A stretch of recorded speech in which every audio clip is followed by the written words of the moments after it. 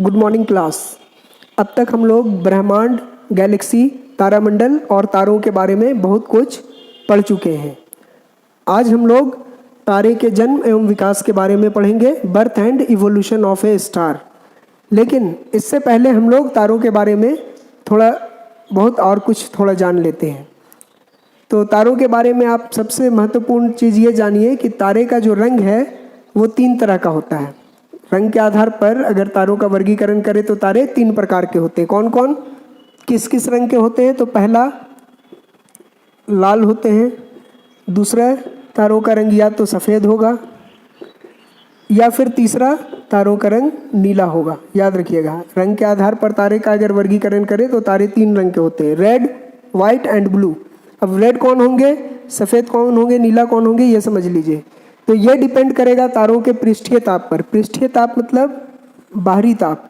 ये तारे का जो बाहर का क्षेत्र का ताप है इसे ही पृष्ठीय ताप बोलते हैं, बाहर का क्षेत्र या पृष्ठीय क्षेत्र का ताप। तो पृष्ठीय ताप पर ही निर्भर करेगा तारे का रंग। पृष्ठीय ताप, अगर तारे का पृष्ठीय ताप बहुत ज़्यादा नहीं है, अपेक्षाकृत कम है, तो तारा लाल हो जाएगा। अगर पृष्ठीय ताप अपेक्षाकृत कम है तो तारे का रंग लाल या रेड होगा। अगर पृष्ठीय ताप अधिक है तो तारे का रंग सफ़ेद हो जाएगा, वाइट। और अगर पृष्ठीय ताप, ये जो बाहरी क्षेत्र का ताप है तारे का, बहुत ही अधिक हो, अत्यधिक हो जाए तो तारे का रंग कैसा हो जाएगा? अत्यधिक हो तो तारे का रंग नीला हो जाएगा, ब्लू। तो तारे का रंग उसके पृष्ठीय ताप पर निर्भर करता है। आपसे सवाल पूछेगा तारे का रंग किस पर निर्भर करता है, तो पृष्ठीय ताप लिखेंगे। बहुत सारे बच्चे पृष्ठीय दाब लिख देते हैं और बहुत सारे बच्चे पृष्ठीय तनाव लिख देते हैं। जब क्वेश्चन आता है कि तारे का रंग किस पर निर्भर करता है तो तारे का रंग पृष्ठीय ताप पर निर्भर करता है। कुछ लोग ये लिख देते हैं पृष्ठीय दाब, ये गलत है। ना ही तारे का रंग उसके पृष्ठीय तनाव पर निर्भर करता है। तो पृष्ठीय दाब और तनाव नहीं लिखेंगे, पृष्ठीय ताप लिखेंगे। तारे का रंग पृष्ठीय ताप पर निर्भर करता है।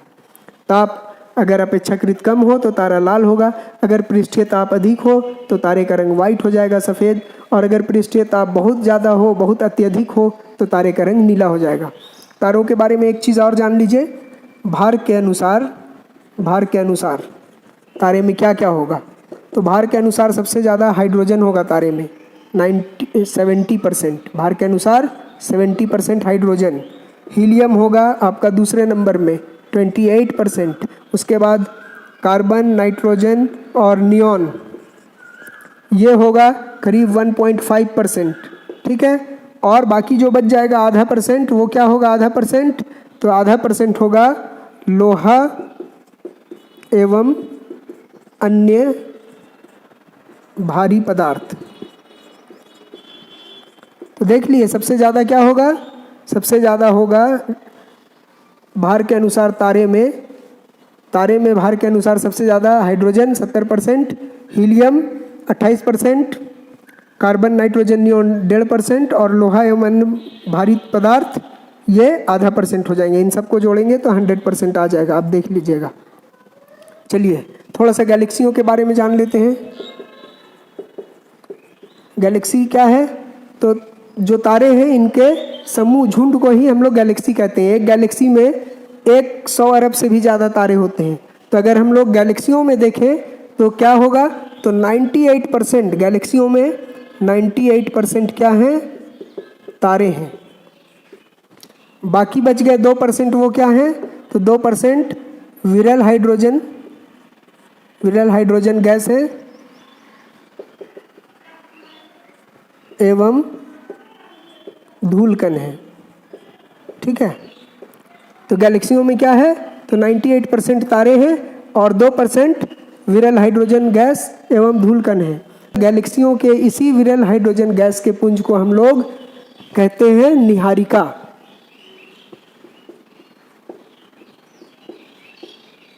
या नेबुला। कोई दिक्कत नहीं। तो निहारिका या नेबुला क्या हुआ? तो निहारिका या नेबुला विरल हाइड्रोजन के गैसीय पुंज हुए। विरल हाइड्रोजन के गैसीय पुंज, निहारिका या नेबुला क्या हुआ? विरल हाइड्रोजन के गैसीय पुंज।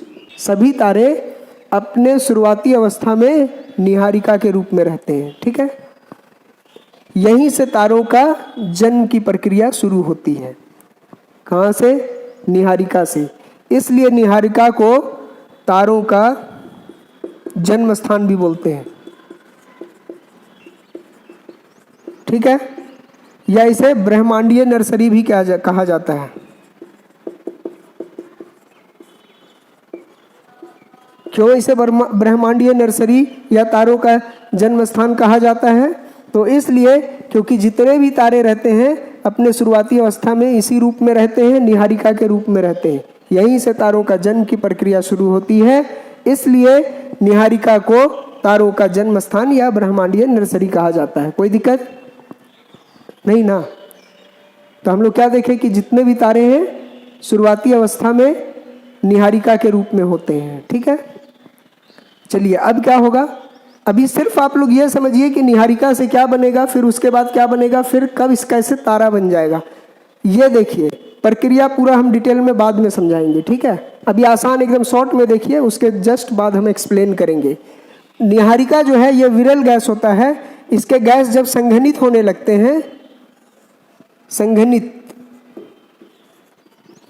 जब संघनित होने लगते हैं तो संघनित होकर क्या बन जाते हैं? ये एक बादल का रूप ले लेते हैं। संघनित होने से बादल का रूप, इसको बोलते हैं ऊर्ट बादल।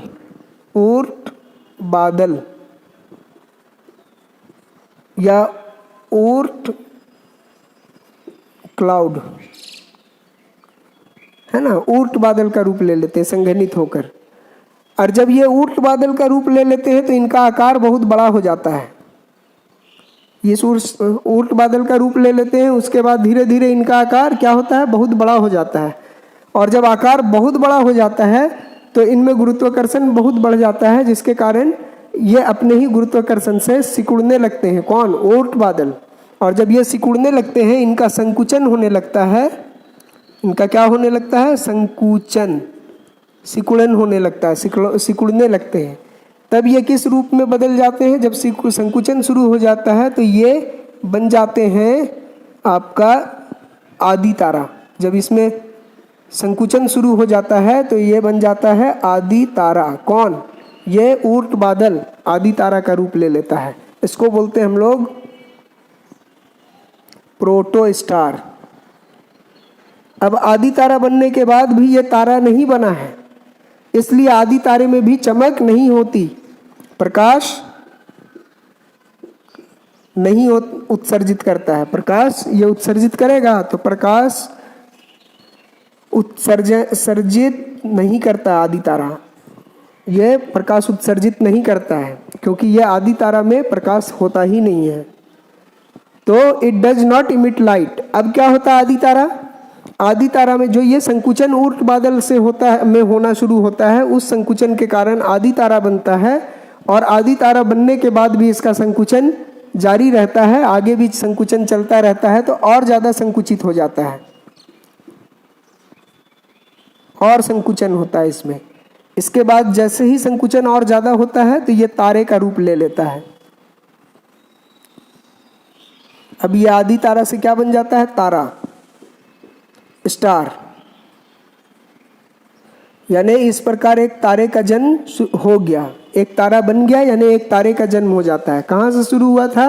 तो निहारिका के रूप से ये तारा बनना शुरू हुआ था, और यहाँ पर जाके तारा बनता है। ये निहारिका से कई स्टेज, 3 स्टेज पार कर गया, तब जाके चौथा स्टेज में तारा बना।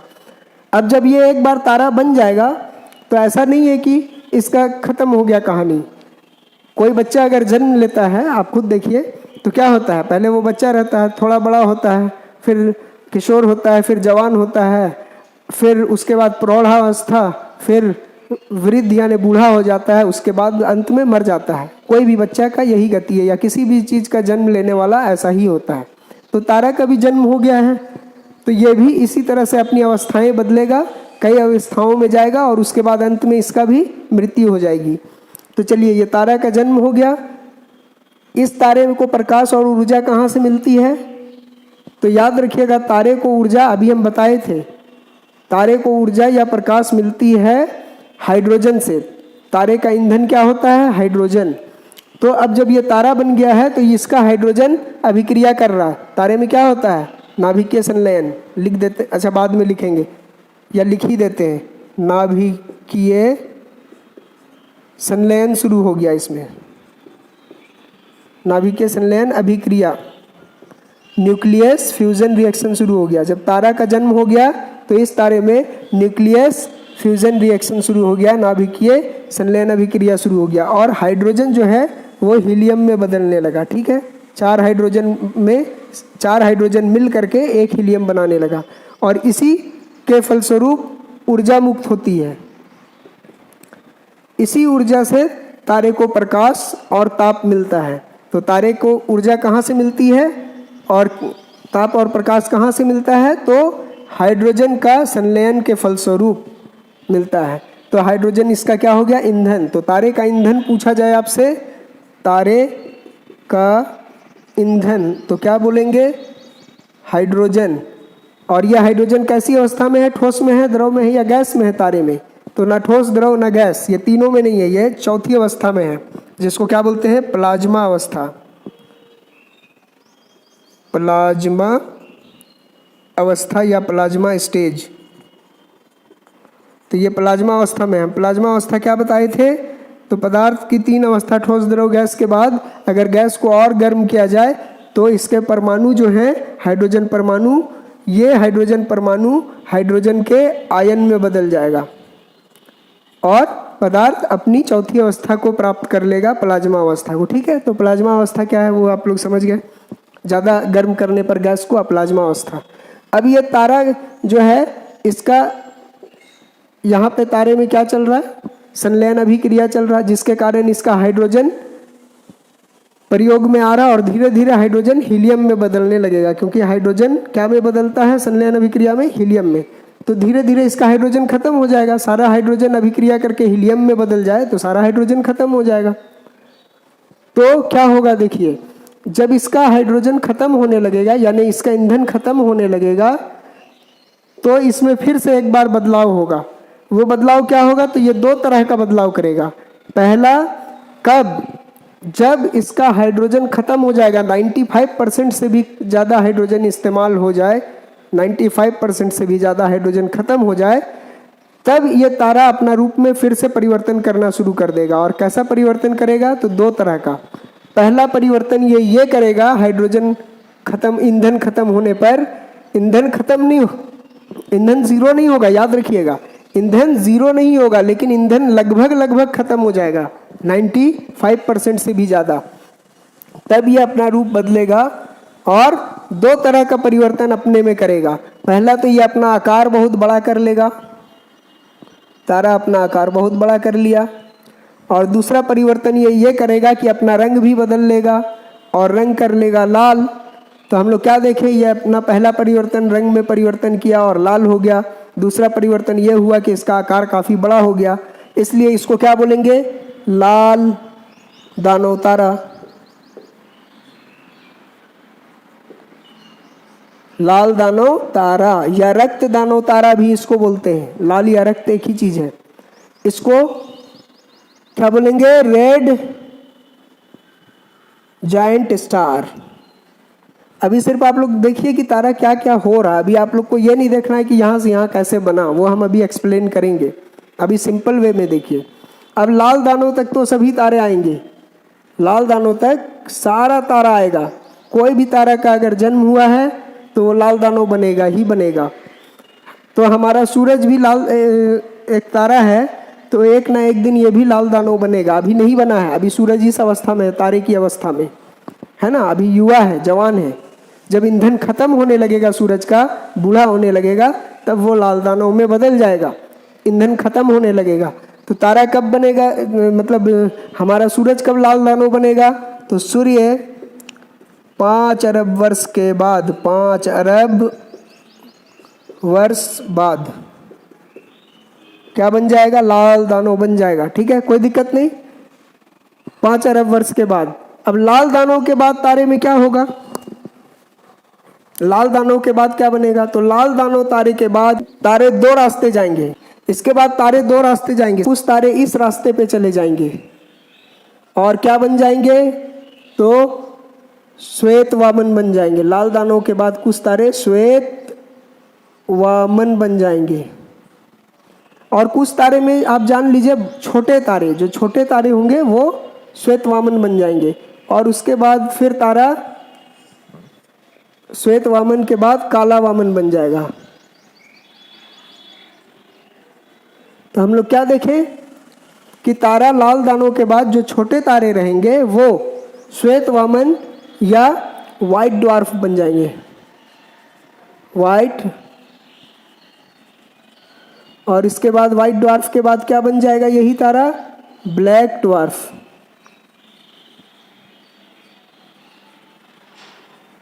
ठीक है, इसके बाद क्या होगा, जब ये ब्लैक ड्वार्फ बन जाएगा तो ब्लैक ड्वार्फ अदृश्य होता है, दिखाई नहीं देता। इसका घनत्व बहुत ज़्यादा होता है, 10,000 kg पर मीटर क्यूब, यानी बहुत अधिक घनत्व होता है। इसका 1 चम्मच, आधा चम्मच मिट्टी अगर ले लें इसका काला वामन का, तो हिमालय पर्वत से भी ज़्यादा इसका वजन हो जाएगा, भार हो जाएगा। ठीक है, सिर्फ आधा चम्मच मिट्टी का भार, इस काले वामन के आधा चम्मच मिट्टी का भार हिमालय पर्वत के भार से भी ज़्यादा हो जाएगा, यानी इसका द्रव्यमान बहुत ज़्यादा होता है। तो बहरहाल हम लोग क्या देखें कि लाल दानों के बाद छोटे तारे श्वेत वामन में बदल जाएंगे और श्वेत वामन के बाद वो काला वामन में बदल जाएंगे। काला वामन एक अदृश्य पिंड होता है, काला होता है, ये दिखाई नहीं देता। तो इस प्रकार ये अदृश्य पिंड बन करके अदृश्य रूप अंतरिक्ष में विलीन हो जाएगा। अदृश्य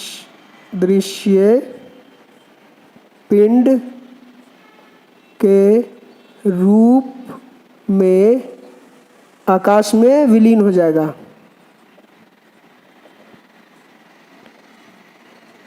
इस प्रकार छोटे तारे का अंत हो गया, विलीन हो गया, गायब हो गया। अब इस तारे का अंत हो गया, छोटा तारा।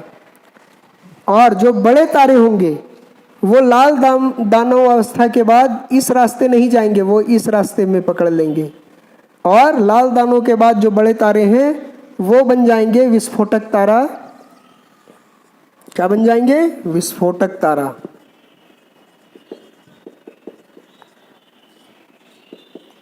विस्फोटक तारा जिसको क्या बोलते हैं, अधिनव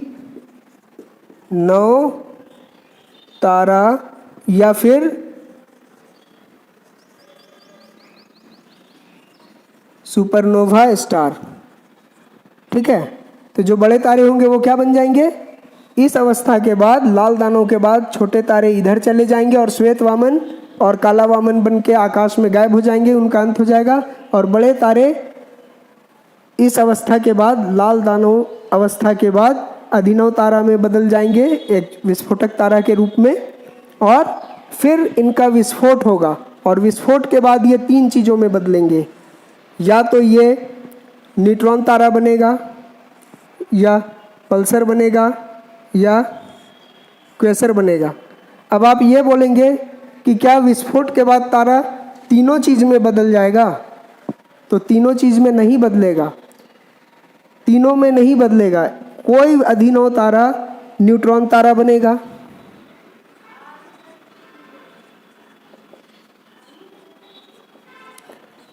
और कोई अधिनव तारा जो है या सुपरनोवा स्टार है वो पल्सर बन जाएगा, और कुछ अधिनव तारा जो है वो क्वेसर बन जाएंगे। तो इससे क्या हम समझे कि विस्फोट के बाद सभी तारे, एक ही तारा तीनों चीज में नहीं बदलेगा, कुछ तारे न्यूट्रॉन तारा में बदल जाएंगे, कुछ तारे पल्सर में और कुछ तारे क्वेसर में। कोई दिक्कत है? ऐसा नहीं ना समझ रहे कि एक ही अधिनव तारा है या एक ही सुपरनोवा स्टार है, वही ब्लास्ट किया तो उसके कई टुकड़े हो जाएंगे और एक ये तीनों बन जाएगा। ऐसा नहीं ना समझ रहे, एक ही तारा से ये तीनों नहीं बनेंगे। किसी न्यूट्रॉन तारा से ये बनेगा, किसी न्यूट्रॉन तारा से ये बनेगा, नहीं, किसी अधिनव तारा से ये बनेगा, किसी अभिनव तारा से ये बनेगा और किसी अभिनव तारा से ये बनेगा, ठीक है। उसके बाद क्या होगा, उसके बाद ये आकाश में एक पिंड के रूप में घूमने लगेंगे और तारे का अंत हो जाएगा, ठीक है, समझ गए ना। सुपरनोवा विस्फोट या अभिनव तारा का विस्फोट के बाद ये उसका जो क्रोड है, ये अभिनव तारा का विस्फोट के बाद ये क्या है, ये इनका बीच का हिस्सा है। विस्फोट के बाद जो बीच का क्रोड है, यही क्रोड बन रहा है, पल्सर या क्वेसर या न्यूट्रॉन तारा। तो आपसे पूछेगा पल्सर क्या है, तो सुपरनोवा तारा या अभिनव तारा का, सुपरनोवा तारा या सुपरनोवा स्टार या अभिनव तारा का क्रोड है। ये क्या है, पल्सर, उसका क्रोड है। क्वेसर क्या है, न्यूट्रॉन क्वेसर, क्वेसर भी इसका क्रोड है। पल्सर भी क्रोड है अभिनव तारा का, क्वेसर भी अभिनव तारा का क्रोड है, और न्यूट्रॉन तारा जो है ये भी इसका क्रोड है जो विस्फोट के बाद बचता है, ठीक है। तो किसी किसी अभिनव तारा का विस्फोट के बाद न्यूट्रॉन तारा बन जाएगा क्रोड, और किसी किसी अभिनव तारा का क्रोड विस्फोट के बाद पल्सर बन जाएगा, और किसी किसी अभिनव तारा का क्रोड बीच का हिस्सा विस्फोट के बाद क्वेसर बन जाएगा। तो समझ गया ना। अब क्या है, ये पिंड के रूप में ये क्रोड के रूप में बच जाएंगे, और ये क्रोड काफ़ी छोटा होता है, इसलिए आकाश में बहुत तेज गति से घूर्णन करने लगते हैं। कौन, ये जो क्रोड है। तो आपसे पूछा जाएगा सबसे तेज गति से घूर्णन करने वाले आकाशीय पिंड, तो आप पल्सर में लगाएंगे घूर्णन, ठीक है, बहुत तेज गति से करता है, सबसे तेज गति से। ये जो है क्वेसर, ये भी बहुत तेज गति से करता है घूर्णन, ठीक है, इसका भी घूर्णन काफ़ी तेज गति से होता है, कोई दिक्कत नहीं। और इसमें प्रकाश बहुत ज़्यादा होता है, इसमें चमक बहुत ज़्यादा होती है, अत्यधिक चमकीला मतलब पिंड है ये। और न्यूट्रॉन तारा जो है, इसका भी भविष्य, ये या तो ऐसे ही घूमते रहेगा या फिर ये बदलाव करेगा अपने में। तो ये डिपेंड करता है कि इसका द्रव्यमान कितना है। अगर इस न्यूट्रॉन तारे का द्रव्यमान बहुत ज़्यादा हो जाएगा तो अपने ही द्रव्यमान के कारण ये अनंत काल तक संकुचित होगा, बहुत ज़्यादा समय तक संकुचित होगा, और अपने ही गुरुत्व के कर्षण के कारण संकुचित होकर ब्लैक होल में बदल जाएगा। ब्लैक होल कृष्ण छिद्र के रूप में बदल जाएगा, कृष्ण छिद्र। और हम लोग जानते हैं कृष्ण छिद्र का भी द्रव्यमान बहुत ज़्यादा होता है और ये दिखाई नहीं देता। तो इस तरह से ये भी ब्लैक होल बन के गायब हो जाएगा, ठीक है। कौन, न्यूट्रॉन तारा। अगर ये न्यूट्रॉन तारा अधिक द्रव्यमान का है तो अपने ही गुरुत्वाकर्षण के कारण अनंत काल तक संकुचित होगा और बहुत ज़्यादा घनत्व इसका बढ़ जाएगा। उसके बाद ये ब्लैक होल में बदल करके ये न्यूट्रॉन तारा आकाश में विलीन हो जाएगा। ब्लैक होल का भी घनत्व बहुत ज़्यादा होता है। दुनिया में अगर सबसे ज़्यादा घनत्व होता है तो किसका होता है, ब्लैक होल का होता है। ब्लैक होल का घनत्व इतना ज़्यादा है कि ये किसी चीज़ से टकरा जाए तो उसको तहस नहस बर्बाद कर देगा। पृथ्वी से टकरा जाए तो चूर चूर कर देगा, लेकिन इसको कुछ नहीं होगा, इतना हेवी चीज़ ये है। तो दुनिया में सबसे ज़्यादा अगर बोलेगा कि सबसे ज़्यादा घनत्व वाला चीज़ ब्रह्मांड में क्या है, तो ब्लैक होल है। इससे ज़्यादा घनत्व किसी का नहीं है। तो आप लोग लगभग तारे का सारा कुछ देख लिए कि बड़े तारे कैसे अंत होगा, छोटे तारे का अंत कैसे होगा। एक बार और देख लीजिए। तो सबसे पहले सभी तारे, चाहे वो बड़े हो या छोटे, निहारिका के रूप में रहते हैं। निहारिका का मतलब विरल गैस के, विरल हाइड्रोजन के गैसीय पुंज, यही निहारिका है। तो सभी तारे इस अवस्था में, निहारिका अवस्था में रहेंगे। इसके बाद इनका संघनन होगा, इनके विरल हाइड्रोजन का संघनित होकर के ये संघनित होकर ऊर्ट बादल में बदल जाएंगे। फिर ये ऊर्ट बादल काफ़ी बड़ा हो जाएगा जब, तो इसमें संकुचन होगा और संकुचन के बाद ये सिकुड़ करके आदि तारा का रूप लेगा। उसके बाद भी इसमें संकुचन होता रहेगा, उसके बाद ये तारा का रूप ले लेगा। यहाँ पर एक तारे का जन्म हो जाएगा। अब फिर क्या होगा, उसके बाद भी तारा अपना रूप बदलेगा। कब, जब इसका ईंधन खत्म होने लगेगा। ईंधन, इसका ईंधन क्या है, हाइड्रोजन। तो ईंधन खत्म होने लगेगा जब 95% से ज़्यादा ईंधन, 95, जब 95% से ज़्यादा ईंधन खत्म हो जाएगा तब ये अपना रूप बदलेगा, ठीक है। ईंधन खत्म होने लगेगा और 95% से ज़्यादा खत्म हो जाएगा तब ये अपना रूप बदलेगा, और ये रूप बदल करके और रूप के साथ रंग भी बदलेगा। तो रंग ये लाल कर लेगा और रूप या आकार को काफ़ी विस्तारित कर लेगा, तो इसको बोलेंगे फिर बहुत बड़ा हो जाएगा तो लाल दानव तारा में बोलेंगे। इसके बाद क्या होगा, इसके बाद अगर तारा जो है वो द्रव्यमान में कम है या भार में कम है, छोटा तारा है तो इस रास्ते जाएगा, और अगर बड़ा तारा है तो इस रास्ते पर जाएगा और अंत हो जाएगा। ठीक है, छोटा तारा का इस रास्ते से अंत होगा, श्वेत वामन, काला वामन, उसके बाद ये आकाश में गायब हो जाएगा छोटा तारा। और बड़ा तारा इस रास्ते से जाएगा, लाल दानव के बाद वो सुपरनोवा स्टार या विस्फोटक तारा बन जाएगा, अभिनव तारा। उसके बाद इसमें विस्फोट होगा, फिर इसके क्रोड बचेंगे जो न्यूट्रॉन तारा, पल्सर या क्वेसर के रूप में आकाश में घूमने लगेंगे और तारे का अंत हो जाएगा। अगर न्यूट्रॉन तारा बहुत ज़्यादा द्रव्यमान का हुआ तो ये न्यूट्रॉन तारा का संकुचन होता रहेगा अपने ही गुरुत्वाकर्षण के कारण, और ये बहुत ज़्यादा संकुचित होकर ब्लैक होल बन जाएगा और आकाश में विलीन हो जाएगा। तो हम लोग क्या देखें, अभिनव तारा के बाद तारा 4 चीज़ में बदल सकता है, या तो वो न्यूट्रॉन तारा में रहेगा, या पल्सर में रहेगा, या क्वेसर में रहेगा, या नहीं तो कृष्ण छिद्र में बन जाएगा। इन चारों में बदलने के बाद तारा का अंत हो जाएगा। अब इन चारों में क्या बनेगा, सब तारा नहीं बनेगा, चारों एक ही तारा चारों नहीं बनेगा, कोई इसमें रुक जाएगा, कोई ये बन जाएगा, कोई पल्सर में बदलेगा और कोई ये में बदलेगा। ठीक है, इस पल्सर के बारे में एक चीज़ जान लीजिए कि ये जो पल्सर है ये भी कुछ अलग नहीं है, ये भी एक प्रकार का न्यूट्रॉन तारा है, एक प्रकार का न्यूट्रॉन तारा ही है, न्यूट्रॉन तारा, ये भी एक प्रकार का न्यूट्रॉन तारा है। और ये क्वेसर क्या है, ये भी इस सुपरनोवा विस्फोट का क्रोड है जिसमें बहुत ज़्यादा चमक होती है, बहुत ज़्यादा अत्यधिक चमकीला होता है। इसका फुल फॉर्म होता है, पहले हम क्वेसर लिख देते हैं, क्वेसर,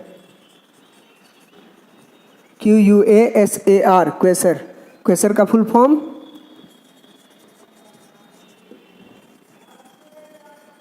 quasi stellar radio source,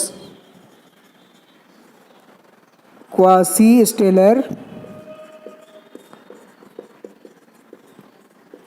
radio, quasi stellar radio source, quasi stellar radio source इसका फुल फॉर्म होता है। तो लगभग आपको हम बता दिए कि तारे कैसे शुरू होंगे और किस किस तरह से इनका अंत होगा।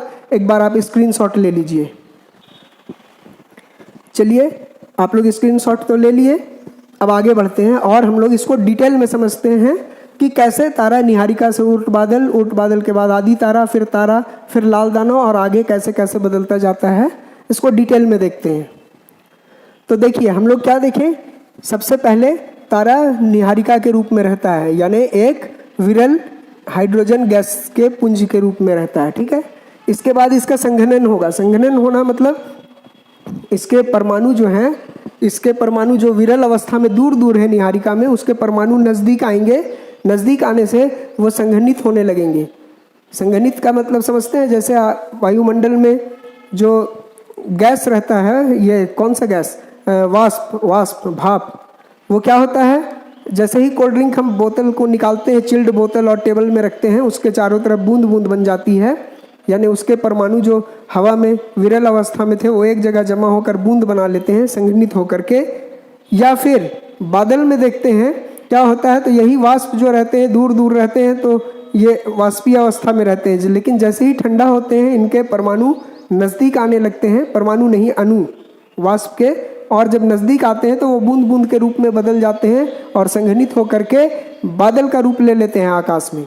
यानी जो गैस के अणु हैं वो नज़दीक आए तो संघनित होकर के बूंद बूंद बने और क्या रूप बदल लिए, बादल का। तो सेम वही प्रक्रिया इसमें चलती है।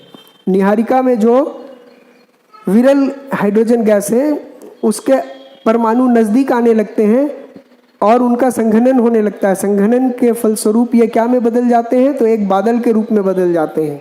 संघनित होकर के क्या बन जाते हैं, विरल हाइड्रोजन गैस, ये एक बादल का रूप ले लेते हैं, इसी को बोलते हैं ऊर्ट बादल। तो निहारिका के जो विरल हाइड्रोजन है वो पास पास आकर के जब संघनित होने लगते हैं तो संघनित होकर के एक बादल का रूप ले लेते हैं जिसे ऊर्ट बादल कहते हैं। ठीक है, तो ये एक अब बादल का रूप ले लिया और संघनित हो गया, काफ़ी घना हो गया। ठीक है, संघनित होकर के ऊर्ट बादल बन गया। ऊर्ट बादल का संघनन के फलस्वरूप द्रव्यमान बढ़ जाता है और द्रव्यमान बढ़ने से इसका गुरुत्वाकर्षण भी बढ़ जाता है। किसका, ऊर्ट बादल का। ऊर्ट बादल का गुरुत्वाकर्षण संघनन के फलस्वरूप काफ़ी बढ़ जाता है। इसके परमाणु जब पास पास आ जाते हैं तो गुरुत्वाकर्षण इसका बहुत ही ज़्यादा हो जाता है। अब इसका रिजल्ट ये होता है कि जब इसका गुरुत्वाकर्षण बढ़ता है ऊर्ट बादल का, तो यह अपने आसपास के दूसरे बादलों को भी अपने में खींच के मिला लेता है। गुरुत्वाकर्षण बढ़ेगा तो इसका आकर्षण बढ़ जाता है, तो दूसरे बादलों को ये अपने में मिला लेता है। और जब अपने में मिलाता है तो इस ऊर्ट बादल का आकार बहुत ही बड़ा हो जाता है। अब जितना ज़्यादा आकार बड़ा होगा उतना ज़्यादा द्रव्यमान बढ़ेगा, और द्रव्यमान ज़्यादा होने की वजह से इसका गुरुत्वाकर्षण भी बढ़ेगा। तो जब ये बहुत बड़ा हो जाता है, इसका द्रव्यमान बहुत बढ़ जाता है ऊर्ट बादल का दूसरे बादलों को मिलाने के फलस्वरूप, तो द्रव्यमान में वृद्धि के कारण इसका गुरुत्वाकर्षण भी बहुत ज़्यादा बढ़ जाता है। और अब क्या होता है कि अपने ही गुरुत्वाकर्षण बल के कारण ये संकुचित होने लगता है। ठीक है, अपने गुरुत्वाकर्षण बल ग्रेविटेशनल फोर्स के कारण ये अब क्या होता है, ऊर्ट बादल जो काफ़ी बड़ा हो जाता है वो संकुचित होने लगता है। जब ये संकुचित होने लगता है तो इसको बोलते हैं आदि तारा, यानी संकुचित होने लगा तो इसका रूप बदल जाता है और ये आदि तारे का रूप ले लेता है, यानी आदि तारा बन जाता है। ठीक है, तो जब ऊर्ट बादल में अपने ही गुरुत्वाकर्षण से संकुचन हुआ तो ये एक आदि तारा का रूप ले लिया। समझ गए आदि तारा कैसे बना? ठीक है, संकुचन के फलस्वरूप, यानी ऊर्ट बादल में संकुचन हुआ तो ये आदि तारा बन गया। अब ये संकुचन जो चल रहा है, आदि तारे में भी ये संकुचन होता रहेगा, यहाँ रुकेगा नहीं। और आदि तारे में संकुचन काफ़ी दिन तक चलेगा, जिससे इसका तापमान बढ़ने लगेगा। क्यों? क्योंकि हम लोग जानते हैं जब किसी चीज़ को संकुचित करेंगे, दबाव डालेंगे तो उसका तापमान बढ़ने लगता है। उसका कारण यह है कि जब इसको संकुचित किया जाता है तो इसके जो परमाणु होते हैं वो काफ़ी नज़दीक आ जाते हैं दबाव के कारण, और जब नज़दीक आ जाएंगे परमाणु तो परमाणुओं में बहुत जल्दी टक्कर होगी। ठीक है, जितना दबाव डालेंगे परमाणु उतना नज़दीक आएंगे, उसके कारण उनके परमाणुओं में बहुत तेज़ टक्कर होने लगेगी जल्दी, और इस टक्कर के कारण ताप उत्पन्न होगा और इसका तापमान बढ़ने लगेगा। किसका? आदि तारे का। यहाँ एक चीज़ और याद रखिएगा कि इस ऊर्ट बादल का तापमान -173 डिग्री सेंटीग्रेड रहता है, 0 से भी नीचे रहता है। ठीक है, यानी काफ़ी ठंडा होता है। पर संकुचन के बाद इसमें गर्मी बढ़ने लगती है और आदि तारा का रूप ले लेता है। आदि तारा का भी संकुचन आगे जारी रहता है, और आदि तारा और ज़्यादा जब संकुचित होता है तो इसका तापमान बहुत ज़्यादा बढ़ने लगता है। फिर इसका तापमान बढ़ते कितना हो जाता है, तो इसका तापमान 10⁻7 डिग्री सेंटीग्रेड, यानी 1 करोड़ के लगभग हो जाता है। इतना डिग्री सेंटीग्रेड इसका तापमान बढ़ जाता है। क्यों? इसका संकुचन के कारण। और ये संकुचन 1-2 दिन नहीं होता है, लाखों वर्षों तक होता है। तो आदि तारा में संकुचन लाखों वर्षों तक होता है। जो ये ऊर्ट बादल में संकुचन होकर आदि तारा बना, फिर आदि तारा बनने के बाद भी संकुचन चलता रहता है और लाखों वर्षों तक यह संकुचन चलता है, जिसके कारण इसका तापमान बढ़ता करोड़ डिग्री सेंटीग्रेड से भी ऊपर चला जाता है। ठीक है, और सिर्फ तापमान नहीं बढ़ रहा, ताप बढ़ने के साथ साथ इसका दबाव भी बढ़ रहा। ताप तो बढ़ ही गया बहुत ज़्यादा, 173 से तापमान बढ़ते इतना ज़्यादा हो गया है ना, लेकिन ताप ही सिर्फ नहीं बढ़ा, ताप के साथ साथ दबाव भी बढ़ गया, दाब भी बढ़ गया। क्योंकि जब संकुचन होगा, आप खुद सोचिए कि आदि तारे में जब संकुचन लाखों साल तक होगा तो क्या उसके परमाणुओं में दबाव नहीं पड़ेगा? जब बहुत ज़्यादा संकुचित होंगे पड़ेगा, तो दबाव भी बहुत बढ़ जाएगा। करोड़ डिग्री सेंटीग्रेड अगर तापमान बढ़ा है तो साथ साथ में दबाव भी इसका काफ़ी बढ़ गया है। दबाव भी बहुत उच्च हो गया, बहुत ज़्यादा हो गया, दबाव भी बहुत हाई हो गया, प्रेशर। ठीक है, लेकिन आदि तारा में अभी तक चमक नहीं आया है, क्योंकि चमक आ जाता, प्रकाश आ जाता तो ये आदि तारा नहीं रह के तारा कहलाता। जिस चीज़ का अपना प्रकाश हो और जिस चीज़ की अपनी ताप हो उसको हम लोग तारा बोलते हैं। हम लोग पढ़े ना तारा में, जिसका अपना प्रकाश और अपना ताप हो। सूरज का ये दोनों है, इसलिए सूरज एक तारा है। चांद में नहीं है तो ये तारा नहीं है। ठीक है ना, तो अभी तक इसमें प्रकाश और ताप नहीं, ताप तो आ गया है बहुत ज़्यादा, लेकिन प्रकाश अभी तक नहीं आया है। अब क्या होगा? अब देखिए होता क्या है इसके आगे। ये तो लाखों वर्षों तक संकुचन हो रहा है, जिसके कारण इसका तापमान करोड़ डिग्री सेंटीग्रेड तक पहुंच गया है। 10⁻7 डिग्री सेंटीग्रेड तक, और इसका दबाव भी संकुचन के कारण काफ़ी बढ़ गया है। और जब ये दोनों स्थिति उत्पन्न हो जाए, तापमान और दाब दोनों काफ़ी बढ़ जाए, ये स्थिति जब उत्पन्न हो जाए तब क्या शुरू हो जाता है? तो तब शुरू हो जाता है नाभिकीय अभिक्रिया। ये दोनों कंडीशन आ जाने के बाद, अगर ये दो कंडीशन उत्पन्न हो जाए तो नाभिकीय अभिक्रिया शुरू हो जाती है। नाभिकीय संलयन अभिक्रिया, नाभिकीय संलयन अभिक्रिया, न्यूक्लियस फ्यूजन रिएक्शन, ये शुरू हो जाएगी। किसमें? आदि तारे में शुरू होगी। कब? अभी नहीं। ये ताप बहुत बढ़ जाएगा, करोड़ डिग्री से पार हो जाएगा, और दबाव बढ़ता बढ़ता दबाव भी अनंत हो जाएगा, बहुत ज़्यादा हो जाएगा।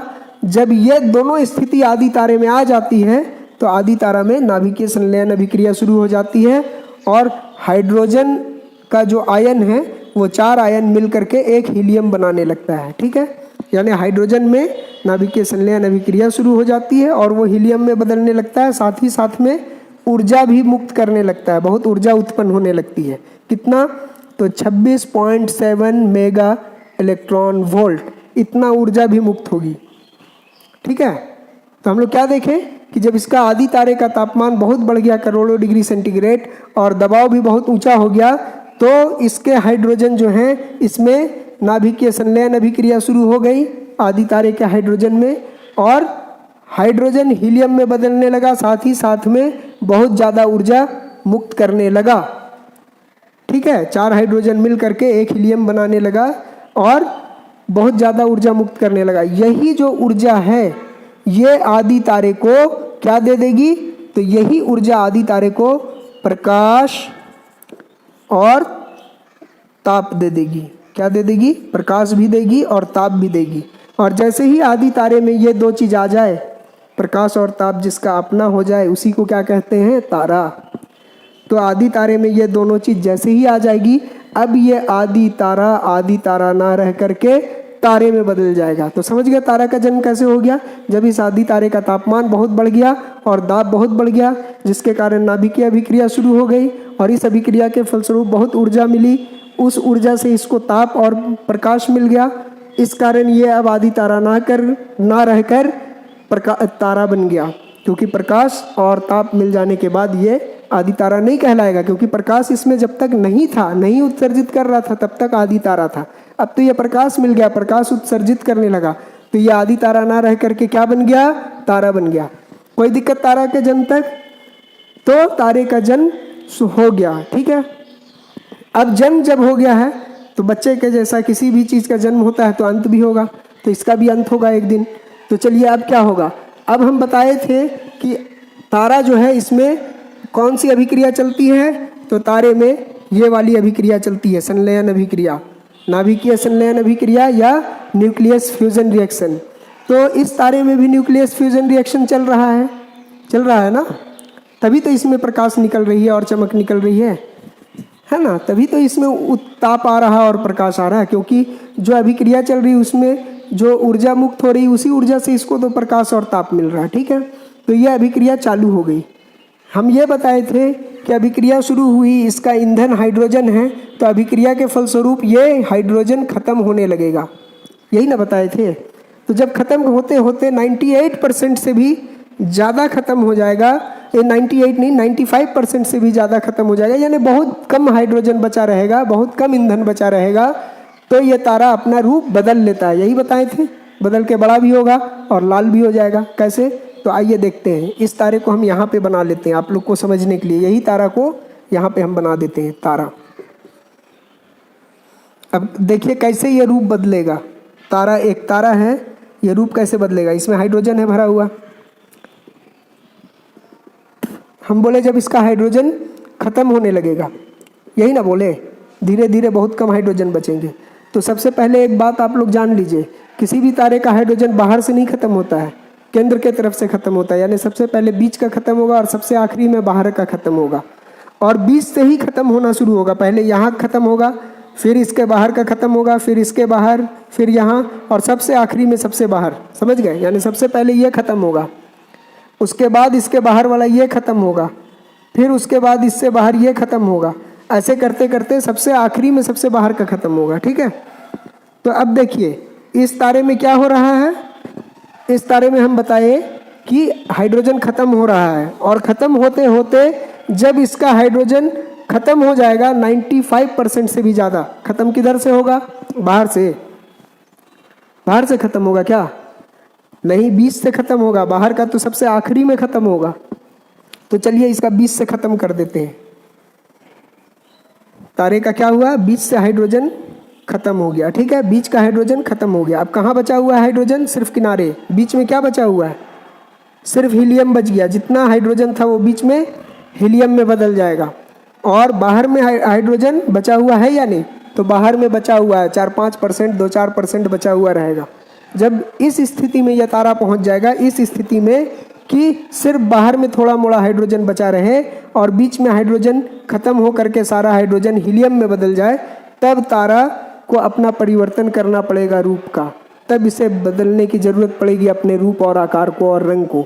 कैसे, तो देखिए जब इसका हाइड्रोजन खत्म हो गया तो बाहर में तो खत्म नहीं हुआ है ना, अंदर में खत्म हो गया, इसलिए अंदर में तो अभिक्रिया क्या हो जाएगी, बंद हो जाएगी।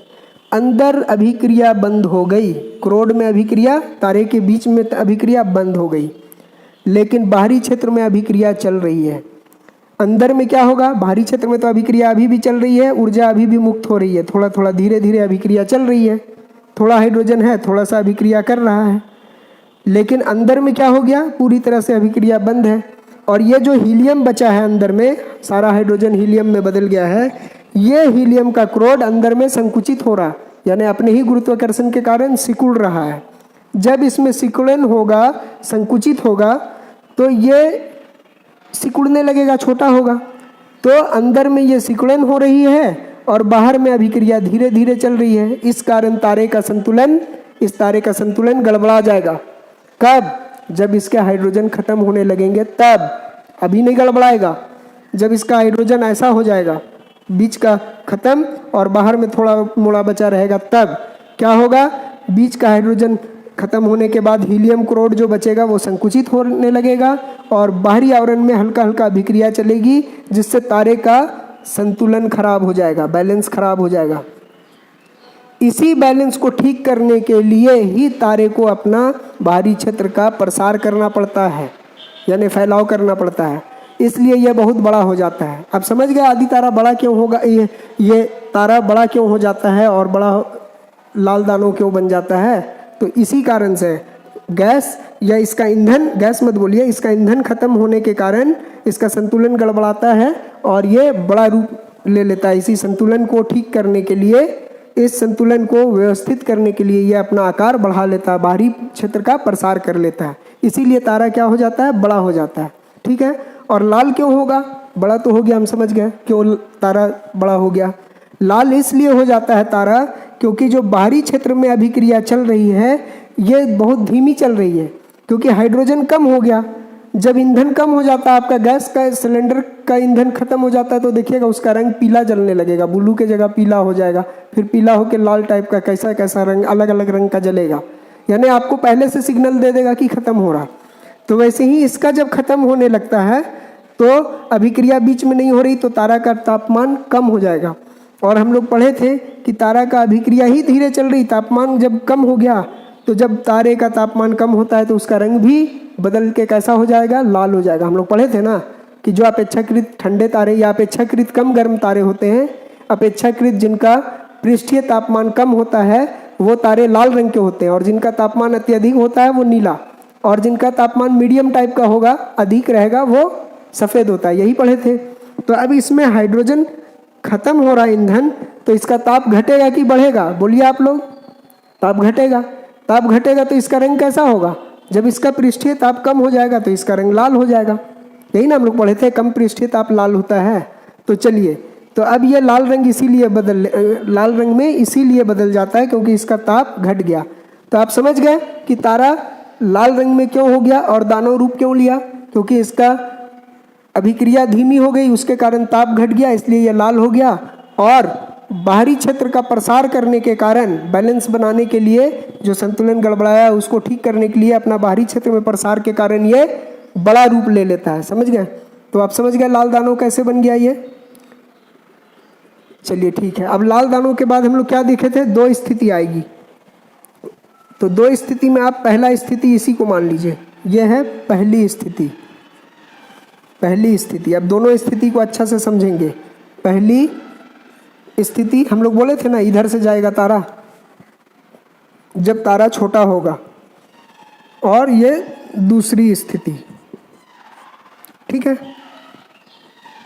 पहली स्थिति दूसरी स्थिति। हम लोग जान गए कि लाल दानव में कब बदलेगा और कैसे बदलेगा, तो लाल दानव तो हम लोग देख लिए। चलिए अब पहली स्थिति इधर, दूसरी स्थिति इधर। चलिए ठीक है, कोई दिक्कत नहीं। अब चलिए हम लोग एक्सप्लेन करते हैं दोनों स्थिति को। पहली स्थिति क्या है, तो तारा जो है छोटा होगा। कितना छोटा, हम तो छोटा बता दिए थे, लेकिन आप लोग पूछे एक बार भी नहीं कि कितना छोटा, या कैसे हम नापेंगे छोटा या बड़ा। तो किसी से कंपेयर करना होगा, जैसे राम से बड़ा रहीम, रहीम से छोटा सोहन, सोहन से बड़ा ये, यानी किसी से तुलना करना होगा। तो छोटा और बड़ा का तुलना हम किसी से नहीं, सूर्य से करेंगे। तो सूर्य के द्रव्यमान से, सूर्य के द्रव्यमान के 1.44 गुना से कम अगर होगा तो इस रास्ते जाएगा। समझ गए कौन तारा, जो सूरज का द्रव्यमान से 1.5 गुना से कम होगा। 1.44 का मतलब लगभग 1.5 होता है। 1 रुपया 44 पैसा, अगर इसको पैसा में पढ़ेंगे तो रुपया में पढ़ेंगे तो 1 रुपया 44 पैसा मतलब 1.5 रुपया के बराबर। तो इसको हम संक्षेप में 1.5 बोल सकते हैं। और आप नहीं तो पूरा एक्यूरेट बोलना है तो बोलिए कि सूरज के द्रव्यमान के 1.44 गुना से कम होगा, यानी सूरज का 1.5 गुना के लगभग से कम होगा अगर इसका द्रव्यमान, तो इस रास्ते जाएगा, और उससे अधिक होगा तो इस रास्ते पर। तो इसको भी लिख देते हैं 1.44 गुना से अधिक। अगर अधिक है तो किस रास्ते पे जाएगा, इस रास्ते पे जाएगा। चलिए ठीक है, अब देखिए पहले हम लोग इस स्थिति को पढ़ेंगे। 1.44 गुना से कम, इसको पहले क्लियर कीजिए क्या होगा। तो जब 1.44 गुना से कम है अगर इसका द्रव्यमान, इस लाल दानव मतलब इस तारे का, जो भी तारा है जो लाल दानव तक पहुंच चुका है, उसका द्रव्यमान सूरज का 1.44 गुना से कम है, तब क्या होगा। तब क्या होगा, हम लोग ये देखे थे जब लाल दानव अवस्था में सूरज आ जाता है तो हाइड्रोजन इसका बहुत ही कम रहता है। यही देखे थे, सिर्फ बीच में हीलियम बचता है, अभिक्रिया रुक जाती है हाइड्रोजन वाली, है ना, बीच में हाइड्रोजन नहीं रहता, सिर्फ बाहरी क्षेत्र में अभिक्रिया चलती है। यही देखे थे लाल दानव स्थिति में, ऐसा ही था ना कि बीच में अभिक्रिया बंद है, हीलियम का क्रोड बचा हुआ है और बाहर में हल्का हल्का हाइड्रोजन है। लाल दानव में यही था। लाल दानव में ईंधन बहुत ही कम होता है, इसका सारा ईंधन खत्म होकर 95% के जैसा बचता है, तभी तो ये लाल दानव बनता है। तो लाल दानव में क्या है, सिर्फ बाहर में ये बाहर में सिर्फ हाइड्रोजन है, बीच में हाइड्रोजन नहीं है। बीच में सिर्फ क्या है, हीलियम बदल गया है, हीलियम का क्रोड, सारा हाइड्रोजन बीच का हीलियम में बदल गया है। ठीक है, तो ये एक लाल दानव है, ये भी हम एक लाल दानव बना लिए। इधर भी देखिए तारा लाल दानव बना देते हैं, इस तरफ भी। दोनों स्थिति लाल दानव के बाद ही आएगी। दोनों स्थिति में लाल दानव में सूरज जाता है ना, लाल दानव से पहले नहीं आती है स्थिति। ये जो पहली स्थिति है इधर छोटे तारे की, वो भी लाल दानव के बाद आती है, और तारे की बड़ी स्थिति में जो तारा का अंत होगा उसमें भी लाल दानव के बाद की ही यह स्थिति आती है। लाल दानव के बाद ही का ये है, लाल दानव तक सभी को आना है। तो चलिए लाल दानव तक तारा आ गया, ये भी तारा लाल दानव है और ये भी तारा लाल दानव है। ये पहली स्थिति जब छोटा है तब, दूसरी स्थिति जब 1.44 गुना से बड़ा है तब। ठीक है, दोनों स्थिति हम लिख दिए। तो छोटा वाला को एक्सप्लेन करते हैं। छोटा में क्या होगा, जब ये लाल दानव तारा है, इस पे बाहरी क्षेत्र में अभिक्रिया चल रही है, और लाल दानव का बीच में क्या होता है, हीलियम क्रोड होता है, इसमें संकुचन होता रहता है। अभी यही ना पढ़े थे, इसी के लिए बैलेंस बनाता है तारा। तो बीच में जो हीलियम है ये संकुचित हो रहा है, जो ये ज़्यादा संकुचित होता है जब अपने ही गुरुत्वाकर्षण के कारण, तो संकुचन के फलस्वरूप इसका ताप फिर से बढ़ने लगता है और यहाँ फिर से अभिक्रिया शुरू हो जाती है। कहाँ? क्रोड में फिर से जो अभिक्रिया शुरू होती है वो भी नाभिकीय संलयन ही अभिक्रिया शुरू होती है। तो हम लोग बोलेंगे दूसरे सेट की नाभिकीय अभिक्रिया शुरू, नाभिकीय संलयन अभिक्रिया शुरू हो जाती है। दूसरे सेट की नाभिकीय संलयन अभिक्रिया शुरू हो गई। ठीक है, किसमें? इसमें आपका जो ये लाल दानव है, इसमें अपने ही गुरुत्वाकर्षण के कारण ये क्रोड संकुचित होता है और ताप बढ़ने के कारण इस क्रोड में दूसरे सेट की नाभिकीय संलयन अभिक्रिया शुरू हो जाती है। ठीक है, दूसरे सेट की नाभिकीय संलयन अभिक्रिया। और इसमें क्या होगा? तो इस नाभिकीय संलयन में हीलियम जो है वो कार्बन में बदलेगा। ठीक है, ये इसमें भी होगा, ये इसमें भी होगा। अभी आप इसमें देखिए, तो अब क्या होगा? दूसरे सेट की अभिक्रिया शुरू हुई तो यहाँ पे फिर से ऊर्जा बनने लगी, ऊर्जा मुक्त होगी। यानी जब अभिक्रिया चल रही, यहाँ पे नाभिकीय संलयन अभिक्रिया शुरू हो गई तो यहाँ से फिर से ऊर्जा बनेगी, तो यहाँ पर फिर से ऊर्जा मुक्त होने लगती है। और यहाँ पर क्या होता है? ये बाहरी क्षेत्र में भी अभिक्रिया चलती रहती है। अभी बाहरी क्षेत्र का सारा हाइड्रोजन खत्म नहीं हुआ है। हम बताए थे ना 95% खत्म हुआ तब ये बना है, तो 5% तो इसमें बचा हुआ है ना। 5%, 4%, 95 ही नहीं है, मतलब बहुत कम है। बहुत कम में 2-3%, 4%, जो भी आप बोल लीजिए, यानी बहुत कम है, लेकिन है। तो ये जो बचा हुआ हाइड्रोजन है उसमें अभिक्रिया अभी भी यहाँ चलती है। तो छोटे तारे में क्या होता है? यह अभिक्रिया चलती रहेगी जब तक हाइड्रोजन बाहर में बचा हुआ है, और जैसे ही सारा हाइड्रोजन अभिक्रिया करके खत्म हो जाएगा तो ये बाहरी आवरण छोटे तारे में गायब हो जाएगा। ठीक है, तो छोटा तारे में बाहरी आवरण क्या हो जाएगा? गायब हो जाएगा। तो हम क्या देखें? छोटा तारा का बाहरी आवरण अभिक्रिया करते रहेगा हाइड्रोजन, और सारी अभिक्रिया करते करते सारा हाइड्रोजन खत्म हो जाएगा। उसके बाद आवरण भी गायब हो जाएगा छोटे तारे में। इसमें नहीं गायब होगा, छोटा तारा में पहली स्थिति में जो इस रास्ते जाएंगे उनमें गायब हो जाएगा। तो जब इसमें गायब हो जाएगा और हीलियम में अभिक्रिया शुरू होकर ये क्या में बदलने लगेगा? तो कार्बन में। ठीक है, तो ये हम लोग क्या देखते हैं? आवरण इसमें गायब हो जाएगा छोटे इस तारे की स्थिति में, और बीच का हीलियम क्रोड कार्बन में बदलने लगेगा। और तब तक ये चलता रहेगा बीच का अभिक्रिया जब तक सारा हीलियम कार्बन में ना बदल जाए। तो जब तक ये कार्बन में नहीं बदलेगा पूरा का पूरा हीलियम, तब तक अभिक्रिया चलती रहेगी। सारा हीलियम खत्म हो जाएगा, कार्बन में बदल जाएगा, अभिक्रिया रुक जाएगी। अभिक्रिया जैसे ही रुक गई, आवरण तो गायब हो ही गया, आवरण गायब हो गया और अभिक्रिया पूरी तरह से रुक जाएगी, तो तारा फिर से ठंडा पड़ने लगेगा। ठीक है, तो जैसे ही अभिक्रिया रुकेगी तारा मर जाएगा। समझ गए? आदमी का सांस रुक जाता, आदमी मर जाता है। तो तारा का ये अभिक्रिया चल रही है क्रोड में हीलियम से कार्बन में बदलने का, सारा हीलियम खत्म हो गया, तारा में अभिक्रिया बंद हो जाएगी, तारा मर जाएगा। तो तारा कब मर जाएगा? जब सारा कार्बन में बदल जाए, ये सारा कार्बन में बदल जाए और बाहर का आवरण भी साथ ही साथ खत्म हो जाएगा ये छोटे तारे में। तो जैसे ही ये सारा हीलियम कार्बन में बदल जाएगा और ये तारा मर जाएगा, वो बन जाएगा श्वेतवामन। समझ गए? तो तारा मरने के बाद क्या बन गया? श्वेतवामन। ये मरने के बाद यानी श्वेतवामन कब बना? मृत हो गया, मृत तारा। इसलिए इसको श्वेतवामन को मृत तारा या जीवाश्म तारा भी बोलते हैं। जीवाश्म तारा। समझ गया ना? क्या हुआ? इसका बाहरी आवरण खत्म हो जाता है छोटे तारे का, और बीच का सारा हीलियम कार्बन में बदल जाता है, और कार्बन में सारा हीलियम बदलने के साथ अभिक्रिया बंद हो जाती है और तारा श्वेतवामन बन जाता है, जो कि एक मृत तारा है। अभिक्रिया बंद हो जाने के कारण यह मृत हो जाता है, इसीलिए इसे मृत तारा बोलते हैं, श्वेतवामन। या जीवाश्म तारा भी इसको बोलते हैं, फॉसिल स्टार। जीवाश्म क्या होता है? जीव जंतुओं, मरे हुए चीज़ों के अवशेष। तो तारा का भी ये अवशेष है। इसमें चमक होगा या नहीं? तो इसमें चमक होगा क्योंकि इसमें अभिक्रिया हो रही थी। जब तक अभिक्रिया हो रही थी ये मरा नहीं था, जब अभिक्रिया बंद हुई तब ये मरा है। ठीक है, तो अभिक्रिया जब बंद हो जाएगी तो यह चमकना बंद कर देगा, लेकिन तुरंत नहीं बंद करेगा। अभिक्रिया के बाद भी जो ताप निकल रहा था वो ताप को ठंडा होने में काफ़ी समय लगेगा। तो जब तक ये ताप खत्म नहीं होगा इसका, जब तक संचित ऊर्जा खत्म नहीं होगी, तब तक ये चमकता रहेगा। और सारी संचित ऊर्जा खत्म हो जाएगी तो ये चमकना बंद कर देगा और काला वामन के रूप में बदल जाएगा। तो इसका चमक मर जाने के बाद भी रहेगा जब तक इसकी ऊर्जा संचित रहेगी। संचित ऊर्जा जब खत्म होगी तभी ये चमकना बंद करेगा। तो आपसे पूछेगा श्वेत वामन तारा चमकता है या नहीं, तो चमकता है।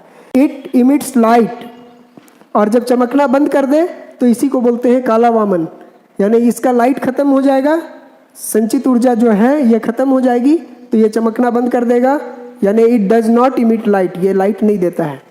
तो काला वामन लाइट नहीं देता। तो हम लोग बोलेंगे तारा लास्ट में, सबसे लास्ट में कहाँ चमकता है, किस स्टेज में चमकता है, तो श्वेत वामन में अंतिम बार चमकता है। तारा लास्ट टाइम कहाँ चमकता है, अंतिम बार चमकता है, अंतिम बार चमकता है या प्रकाश देता है। ठीक है, कहाँ पर देता है, यहाँ पर, इस अवस्था में अंतिम बार प्रकाश कहाँ दे रहा है ये तारा, तो श्वेत वामन में। उसके बाद ये जो इसका संचित ऊर्जा है वो खत्म होगी तो इसका चमक खत्म हो जाएगा, ये काला वामन बन जाएगा, दिखाई नहीं देगा और एक अदृश्य पिंड के रूप में आकाश में विलीन हो जाएगा। ये पूरा एक्सप्लेन अच्छा से हो गया। अब चलिए बड़े तारे में देखते हैं। बड़े तारे में क्या होगा, तो बड़े तारे में भी सेम, यहाँ तक सेम प्रक्रिया चलेगी। निहारिका में से शुरू होगा, फिर ऊर्ट बादल बनेगा, फिर आदि तारा, फिर तारा बनेगा, फिर लाल दानव तारा बनेगा। लाल दानव के बाद बड़ा था, छोटा था तो इधर चला गया था, बड़ा है तो अभी इस रास्ते आएगा। इस रास्ते में आएगा तो दोनों में फ़र्क क्या था, तो जो छोटे तारे हैं उनका आवरण खत्म हो जाता है, हाइड्रोजन अभिक्रिया करते करते खत्म हो जाता है। लेकिन बड़े तारे में क्या होगा, ये खत्म नहीं होगा, बड़े तारे में बाहर में अभिक्रिया चलती रहेगी। और लाल दानव जो है, बड़े तारे जो बड़ा तारा है उसका लाल दानव में अभिक्रिया चलती रहेगी और बाहरी क्षेत्र का आवरण खत्म नहीं होगा, बल्कि इसमें दूसरी स्थिति उत्पन्न होगी। इसमें यह होगी कि ये जो क्रोड है ये भी संकुचित हो रहा, बाहर में भी अभिक्रिया चल रही। इसमें भी ऐसे ही चल रहा था, तो बाहर भी अभिक्रिया चल रही, क्रोड भी संकुचित हो रहा, और संकुचित होने के कारण इसमें भी क्या शुरू हो जाएगी, तो यही संलयन अभिक्रिया शुरू हो जाएगी। ठीक है, और इस संलयन अभिक्रिया के फलस्वरूप जो ऊर्जा मुक्त होगी, संलयन अभिक्रिया हो रहा, हीलियम कार्बन में बदल रहा, तो हम लोग जानते हैं किसी भी संलयन अभिक्रिया न्यूक्लियस फ्यूजन रिएक्शन में बहुत ज़्यादा ऊर्जा मुक्त होती है। तो यहाँ जब संलयन चल रही है तो इसमें भी ऊर्जा मुक्त होगी। तो ये बीच का क्रोड जो संलयन अभिक्रिया कर रहा है उससे उत्पन्न जो ऊर्जा होगी, उस ऊर्जा के कारण, या ये जो उत्पन्न ऊर्जा है बीच के क्रोड में संलयन अभिक्रिया के फलस्वरूप उत्पन्न ऊर्जा, इस बाहरी क्षेत्र में जहाँ पे हाइड्रोजन है यहाँ पे बाहरी क्षेत्र में विस्फोट करना शुरू कर देगी। क्या समझे, कि यहाँ का जो क्रोड के संकुचन के कारण संलयन अभिक्रिया शुरू होगी, उस संलयन अभिक्रिया से उत्पन्न ऊर्जा इस तारे के, लाल दानव तारे के बाहरी क्षेत्र में या बाहरी आवरण में विस्फोट कर देगी, जिसके कारण ये लाल दानव तारा विस्फोटक तारा बन जाएगा। जब इसमें विस्फोट करना शुरू कर देगी, ये ऊर्जा, यहाँ जो उत्पन्न ऊर्जा हुई क्रोड में, ये ऊर्जा बाहरी क्षेत्र में जब विस्फोट करना शुरू करा देगी, ऊर्जा के कारण, इस ऊर्जा के कारण इसमें विस्फोट हो जाएगा। तो ये जो उत्पन्न ऊर्जा है बाहरी क्षेत्र में बहुत तेज धमाके के साथ विस्फोट शुरू कर देगी, तो ये तारा एक विस्फोटक तारा का रूप ले लेगा। इसी को बोलते हैं अभिनव तारा या सुपरनोवा स्टार। तो समझ गया लाल दानव के बाद बड़े तारे किधर कैसे बनेंगे अभिनव तारा, तो विस्फोट करने के कारण, केंद्र में अभिक्रिया से उत्पन्न ऊर्जा के कारण इसके बाहरी क्षेत्र में विस्फोट होगा और ये एक विस्फोटक तारा में बदल जाएगा। ठीक है, और ये विस्फोटक तारा सुपरनोवा तारा या सुपरनोवा स्टार या अभिनव तारा कहलाता है। इसमें जब विस्फोट होने लगेगा, इस अभिनव तारा में बीच का क्रोड से उत्पन्न ऊर्जा के कारण, क्रोड में उत्पन्न ऊर्जा के कारण जब इसमें विस्फोट होने लगेगा बहुत तेज धमाकों के साथ, तो ये कई दिनों तक आकाश में होगा बहुत तेज दमक या प्रकाश के साथ। आकाशगंगा को ये कुछ दिन के लिए धुंधला कर देगा, इतना प्रकाश होगा। और जब विस्फोट होते रहेगा, और विस्फोट के बाद क्या होगा, तो विस्फोट के बाद जो इसका बीच का क्रोड है, जब इस विस्फोटक तारा या अभिनव तारा में विस्फोट होने लगेगा, और विस्फोट के बाद जब इसका विस्फोट खत्म हो जाएगा, तो बीच का क्रोड जो है ये बच जाएगा। ये बीच का क्रोड जो है यही आपका बचेगा और ये क्या बन जाएगा, न्यूट्रॉन तारा। तो आप समझ गए कि अभिनव तारा कब न्यूट्रॉन बनेगा, तो जब इसका यहाँ से जो ऊर्जा मुक्त हुई इसका क्रोड से, उससे विस्फोट हुआ, और विस्फोट जब हो जाएगा तो विस्फोट के बाद जो बचा हुआ क्रोड होगा वही बन जाएगा न्यूट्रॉन तारा। तो न्यूट्रॉन तारा कैसे बन गया समझ गए। अगर ये विस्फोटक तारा या अधीनो तारा बहुत बड़ा आकार का है तब वो न्यूट्रॉन तारा नहीं बनेगा। बहुत बड़ा, हम बोले थे ना कि कुछ तारे ये बनेंगे, कुछ ये बनेंगे, कुछ ये बनेंगे, तो जो बहुत बड़े आकार के हो जाएंगे वो विस्फोट के बाद न्यूट्रॉन तारा नहीं बनेंगे। जो अधीनो तारा बहुत बड़ा आकार का होगा उसका विस्फोट के बाद उसका जो क्रोड होगा वो पल्सर बन जाएगा या क्वेसर बन जाएगा, समझ गए। तो क्वेसर और पल्सर कौन बनेंगे, जिस विस्फोटक तारा का आकार बहुत बड़ा होगा उसके क्रोड पल्सर या क्वेसर बन जाएंगे, ठीक है।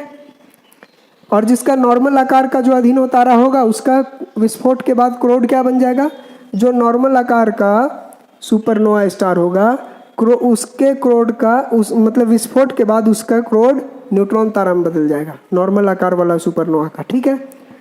तो ये तीनों चीज़ में बदल जाएंगे। और ये एक छोटा पिंड है, बहुत छोटा होता है क्योंकि क्रोड है, क्रोड तो छोटा ही रहेगा। छोटा होने के कारण ये बहुत तेज गति से घूमते हैं और ये आकाश में घूमने लगेंगे एक क्रोड के रूप में, मतलब इनका क्रोड न्यूट्रॉन पल्सर या क्वेसर के रूप में आकाश में घूमने लगेंगे, तारे का अंत हो जाएगा, ठीक है। अब सिर्फ क्रोड बचा रहेगा तो तारा भी मर गया, कौन, बड़ा तारा भी मर गया।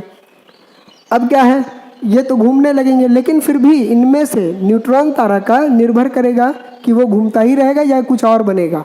तो इस न्यूट्रॉन तारा का अगर द्रव्यमान जो बहुत ज़्यादा हुआ तो ब्लैक होल के रूप में आकाश में विलीन हो जाएगा।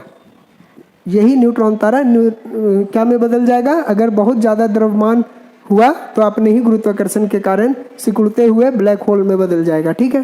तो इस तरह से बड़े तारे का अंत क्या हुआ, तो लाल दानों के बाद वो अधीनो तारा बना, उसके बाद न्यूट्रॉन तारा पल्सर या क्वेसर के रूप में उसका क्रोड बदल जाएगा, या नहीं तो फिर ब्लैक होल के रूप में, यानी इस चार में से कोई एक में बदल करके ये तारे का अंत हो जाएगा, बड़े तारे का। तो हम लोग तारा का अंत दोनों स्थिति में देख लिए, छोटे और बड़े दोनों तारे में। एक बार आप लोग अच्छा से देख लीजिए, स्क्रीनशॉट ले लीजिए। चलिए आप लोग स्क्रीनशॉट ले लिए, अब आगे हम लोग बढ़ते हैं।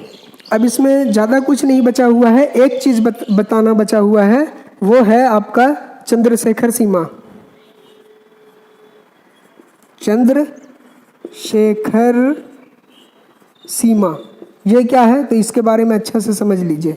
हम लोग ये पढ़े कि जो छोटे तारे हैं वो इस रास्ते से जाएंगे, कितने छोटे, तो सूरज के द्रव्यमान के 1.44 गुना से कम, और जो सूरज के द्रव्यमान से 1.44 गुना से अधिक होंगे वो इस रास्ते जाएंगे।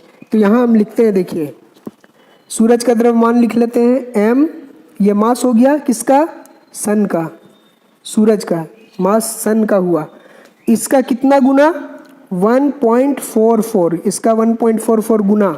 इससे अगर कम हो जाएगा द्रव्यमान किसका, स्टार का, मास किसका लिख लेते हैं, मास स्टार, ठीक है।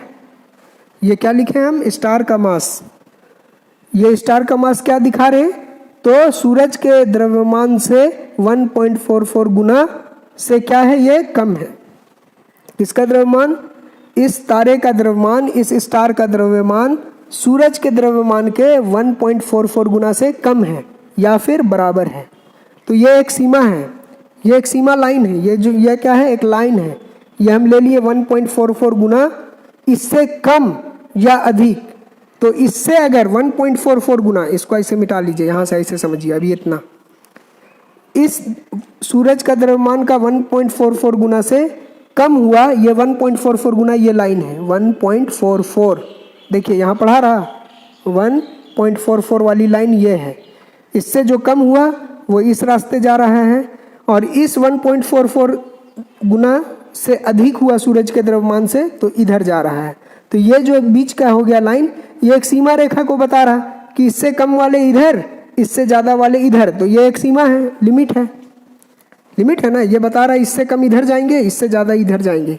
तो यही लिमिट जो है इसी को बोलते हैं चंद्रशेखर लिमिट। ये कौन सी लिमिट है, तो सन का द्रव्यमान इसका 1.5 गुना से कम वाले ऊपर जाएंगे और इस द्रव्यमान के 1.5 गुना से अधिक वाले नीचे के रास्ते जाएंगे। तो ये जो सीमा बता दिया, ये सीमा 1.44 यही कहलाता है चंद्रशेखर सीमा, ठीक है। यही है चंद्रशेखर सीमा या चंद्रशेखर लिमिट, सीमा या लिमिट, चंद्रशेखर लिमिट।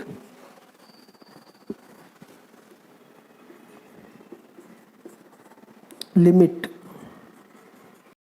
इस चंद्रशेखर लिमिट की खोज सुब्रमण्यम चंद्रशेखर नाम के साइंटिस्ट ने की थी, जिसके लिए उन्हें 1983 का नोबेल पुरस्कार भी दिया गया था। अब आप लोगों के लिए एक इन्फॉर्मेशन है। इन्फॉर्मेशन ये है कि बहुत सारे स्टूडेंट, चलिए हम किनारे हट के बोलते हैं, आप स्क्रीनशॉट भी ले लीजिए।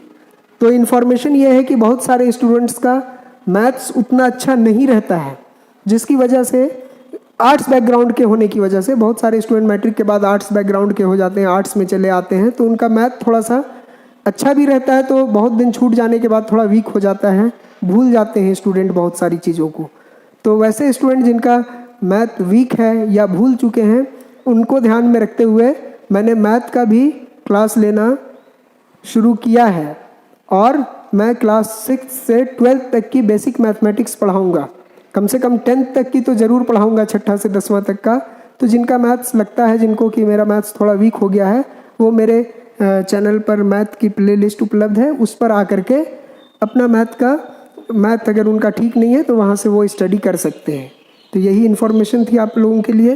तो चलिए आप लोग अच्छा से अपनी तैयारी करते रहिए, और हम भी कोशिश करेंगे आप लोगों को ज़्यादा से ज़्यादा बेहतर तरीके से बता सकें। तो आज के लिए इतना ही, बाकी दूसरे दिन। आज के लिए इतना ही।